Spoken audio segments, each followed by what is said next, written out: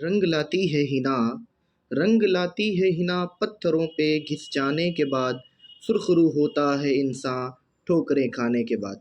तो आज हम आपके लिए क्लास 11th का लेक्चर लेके आए हैं। सबसे पहले बता दें आप लोगों को कि अगर स्ट्रगल ही लाइफ है, स्टूडेंट लाइफ में स्ट्रगल कीजिएगा तो आगे जाके कामयाबी आसानी से मिलेगी। आज जो हमारा लेक्चर्स है वो है क्लास 11th का पार्ट 1 सेट। सबसे पहले हम लोग समझ लेते हैं सेट क्या होता है। तो set means collection of particular kind of object, यानी किसी खास तरह के ऑब्जेक्ट का कलेक्शन करते हैं, यानी उसको जमा करते हैं। तो इसे ही हम लोग क्या बोलेंगे, सेट कहेंगे। जैसे यहाँ हम आपको बताएं ऑड नेचुरल नंबर, यानी ऑड नेचुरल नंबर में क्या क्या आ जाएगा, तो 1 3 5 7 9। उसी तरह से इंग्लिश अल्फ़ाबेट में वर्बल कौन सा हो जाएगा, तो AEIOU क्या होगा, इंग्लिश अल्फ़ाबेट में वर्बल हो जाएगा। थोड़ा चीज़ को और समझते हैं। जर्मन मैथमेटिशियन थे जिनका नाम था जॉर्ज कैंटोर। उन्होंने सेट की थ्योरी को बताया था, यानी सेट की थ्योरी को डिफाइन किया था। अब आगे की तरफ जरा देख लेते हैं, सेट को हम लोग किस तरह से डिनोट करते हैं। मतलब नंबर के कॉन्सेप्ट में अगर देखा जाए तो सेट्स को हम लोग किस तरह डिनोट्स करेंगे। एन का मतलब हो गया नेचुरल नंबर का समूह, नेचुरल नंबर यानी प्राकृत संख्याओं का समूह, यानी जो एक से स्टार्ट होता है, 1 2 3 4, है ना, इसी को हम लोग एन बोलेंगे, ठीक है। उसी तरह से दूसरा क्या है, जेड। जेड का मतलब हो गया इंटीजर्स, यानी पूर्णांकों का समूह, यानी जिसको हम लोग धनात्मक रूप में भी लिख सकते हैं और ऋणात्मक रूप में भी लिख सकते हैं, उसी को हम लोग क्या बोलते हैं, जेड बोलते हैं। उसी तरह से अगर देखा जाए तो क्यू, क्यू का मतलब होगा परिमेय संख्या का समूह, यानी एक ऐसा संख्या जिसको हम लोग p/q के फॉर्म में लिखेंगे और जिसका q क्या होगा, 0 नहीं होना चाहिए, यानी 2/3, ऐसे ही आप समझ जाइए 4/5, इस तरह से आप कर सकते हैं। अब उसके बाद आर, आर का मतलब रियल नंबर, मतलब जिसमें परिमेय संख्या को भी रखेंगे और अपरिमेय संख्या को भी रखेंगे, जो कि हम पिछले लेक्चर्स में, वीडियो के लेक्चर में आसानी से समझा चुके हैं। अगर z प्लस लिख रहे हैं तो मतलब धनात्मक पूर्णांक संख्या होगा, +1 +3 +2। q प्लस लिख रहे हैं तो क्या होगा, धनात्मक रेशनल नंबर होगा, यानी परिमेय संख्या, 2/3 प्लस में है, ठीक है। इसी तरह से r लिखें तो धनात्मक रियल नंबर होगा।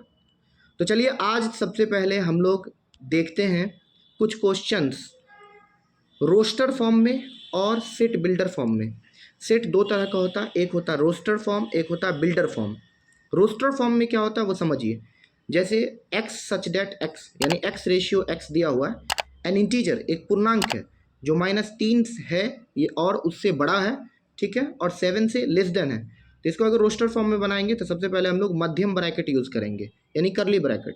उसके बाद उसमें -3 के इक्वल x है तो -3 लिए, उससे ग्रेटर देन -2 0 1 2 3 4 5 6 7, यानी 7 से लेस देन लेना है। तो यहाँ हम क्या करेंगे, 7 नहीं लेंगे, 7 हम स्किप कर देते हैं। तो ये आपको पता रहना चाहिए, -3 -2 0 1 2 3 4 5 6, ये एक तरह का क्या हो गया, रोस्टर फॉर्म होगा, यानी आप मध्यम ब्रैकेट में इसको लिख दीजिएगा तो वो रोस्टर फॉर्म हो जाएगा।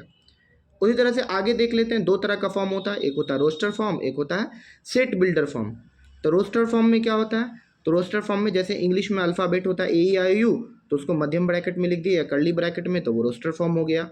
बिल्डर फॉर्म का मतलब क्या हुआ, अगर x सच डेट x करके अगर हम किसी को लिख रहे हैं, जैसे x सच डेट x लिखे और इसी को दूसरे फॉर्म में लिख दिए कि यह अल्फ़ाबेट है का वर्बल है, वर्बल इन इंग्लिश अल्फ़ाबेट, ये लिख दिए डायरेक्ट, यानी स्टेटमेंट के तौर पे अगर लिखते हैं तो वो समझ जाइए बिल्डर फॉर्म होगा। और अगर हम उसको नंबर के तौर पे लिखेंगे तो वो हो जाएगा रोस्टर फॉर्म। जैसे यहाँ देखिए एक एग्जांपल है 3 6 9 12, तो इसमें क्या है कि ये 3 के पहाड़ा से 3 3 का 3 3 दूनी 6 3 3 9, इस तरह से ये 3 का मल्टीपुल जा रहा है, यानी 3n। तो इसको हम लोग बिल्डर फॉर्म में लिखना रहेगा तो सेम चीज़ लिखेंगे, x सच डेट x, यानी x और x दोनों का रेशियो जो है वो 3n के फॉर्म में है, यानी 3 के 3 गुने n, यानी 3 का मल्टीपुल है, ठीक है। कुछ चीज़ और देख लेते हैं जो आपके लिए बहुत ज़रूरी है। जैसे देखिए, अगर आपके पास कोई सेट दिया हुआ है, ठीक है, रोस्टर फॉर्म में दिया हुआ है मध्यम ब्रैकेट के साथ, तो इसमें देखिए एलिमेंट कितना है, 1 2 3 4 5 6, 6 एलिमेंट है। 6 एलिमेंट में 5 क्या है, एलिमेंट है। 10 क्या, इसमें 10 नहीं है, इसका मतलब 10 एलिमेंट नहीं है।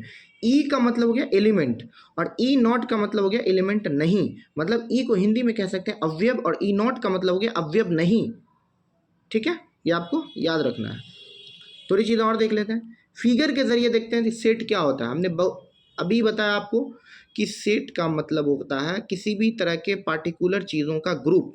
जैसे यहाँ खास तरह का ये क्या, ये एक ज्योमेट्रिकल फिगर है, इसका एक तरह का पार्टिकुलर नाम क्या होगा, ये एक ज्योमेट्रिकल फिगर है चारों, जिसमें रेक्टेंगल है, स्क्वायर है, ट्रायंगल है, सर्कल है, सबको क्या किया हम लोग एक ग्रुप में सजा दिए।